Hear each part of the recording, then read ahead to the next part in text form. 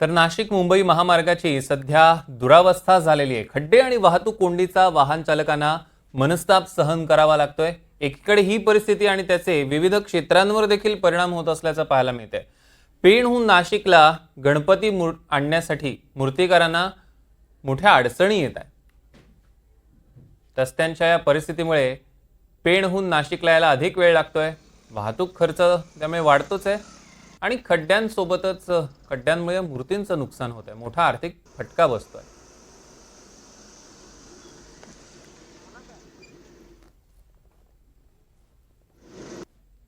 मुंबई महामार्गाची सध्या मोठ्या प्रमाणावर दुरावस्था झालेली आहेत आणि याचा मोठा फटका हा खरं तर गणपती मूर्ती स्टॉलधारकांना बसतोय। कसे सर्व परिणाम होत आहेत ते आपण जाणून घेणार आहोत। माझ्यासोबत आता ओमकार इनामदार आहेत, ज्यांचं पेठ रोडवरती स्टॉल आहेत। ओमकार, मला सांगाल की कसं फटका बसतोय, काय परिणाम होतो? अडचण अशी आहे की आपल्याकडचा मॅक्सिमम माल हा पेण, हमरापूर त्या साईडचा, मुंबई साईडचा असतो। आत्ता जे रस्त्याची अवस्था बघतोय आपण, त्या रस्त्याच्या अवस्थेमुळे जे गाडी येत आहे त्यांना खूप डिले होतो, वेळ लागतो आहे आणि सगळ्यात महत्त्वाचं मूर्त्या खूप खराब होतात आमच्या। खराब असल्यामुळे, रस्ता खराब असल्यामुळे ते मूर्ती डॅमेज होतात, त्याचं जे प्रमाण आहे ते खूप जास्त आहे।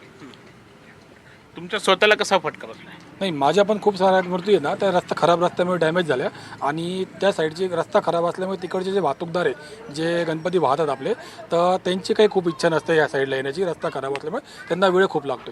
त्यांचं असं म्हणणं असतं की एवढ्या लागणाऱ्या वेळामध्ये आमच्या दुसरीकडे 2 ट्रिप होऊन जातात। नाही, तुम्हाला स्वतःला कसं, म्हणजे यंदा तुम्ही किती मूर्ती पेणवरून मागवल्या, किती आल्या आणि आता त्यांनी काय तुम्हाला कारण दिलं? निश्चित माझ्या तर खूप साऱ्या मूर्ती तिथं बुक आहे, अजूनही बुक आहे। माझ्या आत्ताशी एकच गाडी आलेली, मला अजून 2 किंवा 3 गाड्या माझ्या येतील। पण खराब रस्त्यामुळे आता माझ्याच पुढे प्रश्न निर्माण झालेला आहे की गणपती भरावे की नाही भरावे, की कसं करावे।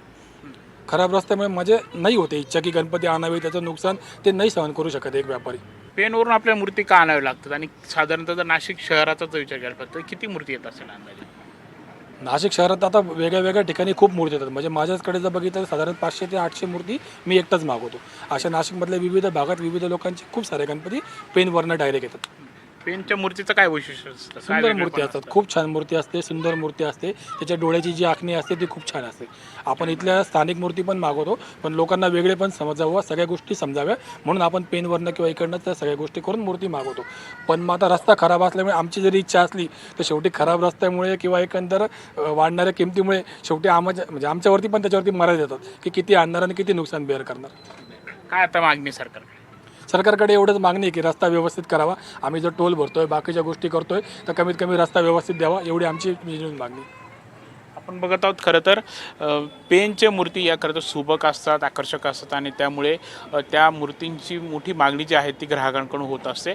मात्र या नाशिक मुंबई महामार्गाच्या दुरावस्थेमुळे त्यांच्यासमोर अशा अडचणी ज्या आहेत त्या सध्या निर्माण झालेल्या आहेत। तातडीने हा रस्ता दुरुस्त करावा अशीच ते मागणी करत आहेत। कॅमेरामॅन विकी पॉवर, प्रांजल कुलकर्णी, NDTV मराठी, नाशिक।